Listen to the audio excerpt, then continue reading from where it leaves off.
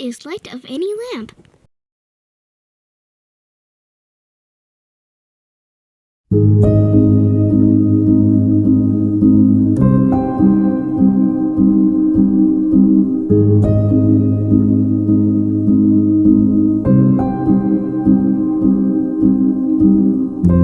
Welcome back, all you magnanimous souls, to my little corner of the internet, to light of any lamp. Today's hot take: you've never decided to believe anything, and skinny dudes are awesome. So I'm going to start off here. In some way, it is clearly reasonable and understandable to say people just don't want to change their minds, asking if someone would like to believe something. As a religious individual myself, there was something intuitively almost self-evident that I have made some decisions about what I believe. At the same time, none of that is true, because experientially, I actually don't have any memory of deciding to believe anything, ever. I didn't consciously decide to believe triangles have 3 sides, or squares have 4. I did not, technically speaking, decide to believe that Tokyo is the capital of Japan. To try to make a distinction and show a difference that I think makes a difference, I get to decide what questions to ask, how to investigate, how honest to be, because certainly I could lie about what I believe, and what to do about anything that I think is true. All that, it definitely experientially seems like I have volition.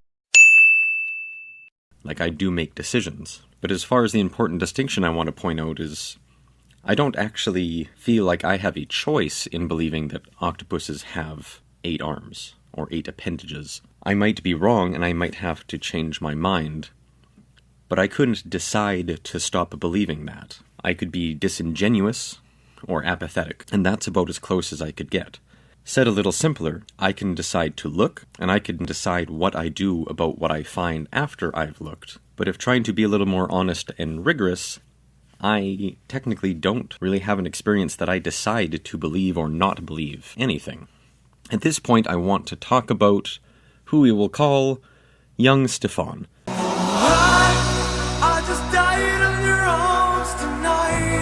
Young Stefan has decided that today is the day he's going to go to the gym and get a little less skinny and a little stronger.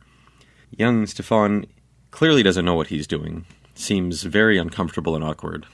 And by the time he goes to the bench, he puts on a very humble amount of weights. And by the 3rd pump, his right arm is still going up, and his left is shaking down below.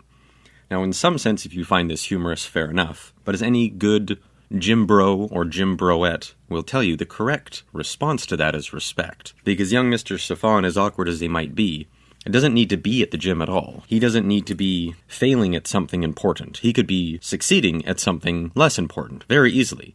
There are a number of things that he could not put himself out there for, that he would succeed at far easier than the task he's trying to take on. And that is worth a tip of the cap. I want to tie this because there's any number of topics around fitness, around nutrition, around politics, around the environment that are very complicated, very nuanced, very long-standing, and often very emotive for all very reasonable reasons. If somebody is taking their time and trying to direct their will and their effort towards these tasks, it deserves a tip of the cap. Much like young Mr. Stefan, you might have no intention of taking advice from them, of following any of their routine, or thinking that they're in any position to give advice to anyone else. All that is fine. Bridging over the analogy, if you are a theist or an atheist, and you feel deeply that the other side has lost their marbles, fair enough, we'll do another video on that. But for the moment, there should still be a tip of the cap that you're there, even if you're awkward and skinny and have a shaky left arm. They are distinct questions, and I think it's important that they be seen as such. If you are a carnivore or a vegan and have a close sibling that has gone the total opposite direction when trying to assess environment and nutrition questions, there should at least be an affirming grunt that they have directed their attention and effort, in some sense in the same way that you have, to try to answer these questions, and even more than that, to do something about it. Even if at the end of it, you still think they're nuts. For the time being, I'm happy if both are there. All of this will tie into the cost of apathy, which is something we will talk more directly on in the near future. But for the time being, Anybody who's doing something important poorly obviously has the option to be doing something they find less important and less meaningful well. There's a number of things that you could be really good at really quickly for whatever reason, and whatever value you put on them, however subjective or otherwise, you have decided to investigate and respond to certain topics. And in the same spirit I would say these words to young Stefan were he a real person, I say to you, attaboy. We have a staggering amount of information to access. I think clearly has to be a positive, but certainly comes with its own weight and difficulties, as well as its own responsibility, which if nothing else stands out because it is a rapidly increasing problem of a overwhelming amount of information and voices to listen to that is really only about a generation or so old, in having to put forward that much effort to filter out various voices. And there is a blessing that we get to investigate things independently for ourselves and come to our own conclusions, and there is a responsibility that comes with it.